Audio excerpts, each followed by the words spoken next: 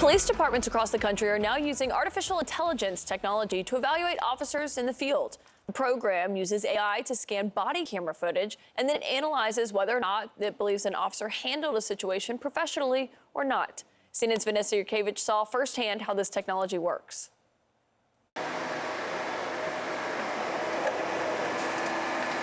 Officer Dan Janita is on patrol. He has all his tools for the day, including his body-worn camera, which automatically captures videos of his encounters with civilians. Safety first. Absolutely. 20 videos a day, over 100 hours a week. His final invisible piece of equipment, artificial intelligence, a program called Trulio, which analyzes what he records. Did you have fears about what it meant to have artificial intelligence tracking your day-to-day? I did have apprehensions. It is AI. Technology can sometimes have drawbacks. It's not perfect. Yeah. But at the same time, I've seen things play out enough where technology has helped us. And that is what Trulio's co-founder and CEO, Anthony Tassoni, is aiming for. We started Trulio after George Floyd was murdered in May of 2020. How do we prevent this from happening again? What percentage of body camera footage gets reviewed now? A fraction of 1%. And Trulio could look at what percentage of body cam video? 100%. The AI was trained by humans to detect 5 million key terms. I got him in the yard. Like profanity, noncompliance, as well as professional language or explanations.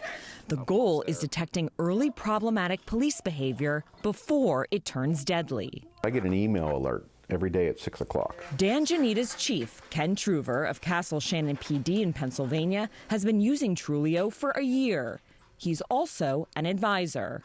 These are the keywords that you put in. They are. So stop resisting, custody, arrest, anything to do with the pursuit. I'm looking for high-risk things. Trulio transcribes entire encounters from body cameras, but pinpoints the exact moments that need review.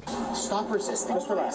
Just relax. Just relax, actually. Not a whole lot of resistance, but it was giving me exactly what I was looking for. And so for you, this is a good interaction with one of your officers and a civilian? It is. The Alameda Police Department in California has been using Trulio for a little over a year. It's seen a 36% drop in use of force by officers, Tassoni says.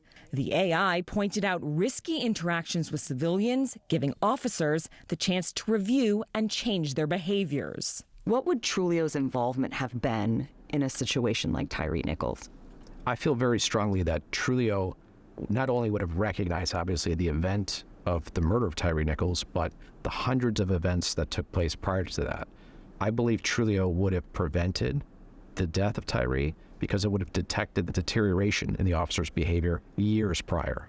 There are 18,000 police departments in the U.S. Just 20 are using Trulio, with 20 more signing on this year, including Aurora PD in Colorado. It will be an early warning system that will help save careers and ultimately maybe even save lives. In 2019, 3 Aurora police officers were charged with the death of Elijah McClain, using excessive force during his arrest. If we see just a little change in the officer's performance, we'll be able to actually intervene early on, get them help, get them counseling, get them training, do whatever it takes to get back on the right track.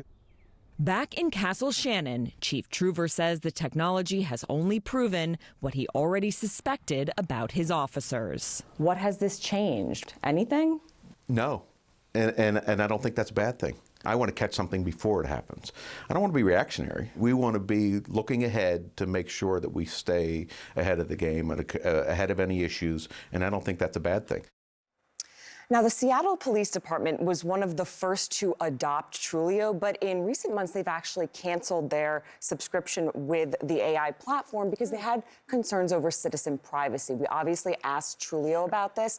They said that all of the data, all of the video lives on the department's server. So the department is the one in control. And Trulio also said that there are ways to protect privacy, redacting certain information, making sure citizens feel like their footage with encounters with police officers are being looked at safely and their information is not going outside of the police department. Except you would need to know the identity of a person. Like he brought up Tyre Nichols, for example. You'd need to know the identity of the person to get involved in a situation. I so many questions. This is so fascinating.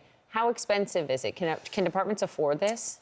Departments can afford it if the municipalities and cities are willing to pay for it. It's about $20 to $50 per month per officer. If you're a larger department, it is more expensive, but there are federal funding programs that you can certainly apply for to help offset those costs. But this technology being used by a small group of police departments, but obviously the goal for this founder is to get it to go nationwide. Yeah, no, Audie made a good point about it too. Yeah, of course, it'll prevent lawsuit costs, Right, the theoretically. cost to pay for this could be, at the end of the day, maybe cheaper, more affordable for some departments who could face lawsuits in the future, as you mentioned. We'll see if it's adopted on a widespread basis. Vanessa, great report. Thank you. Thank you.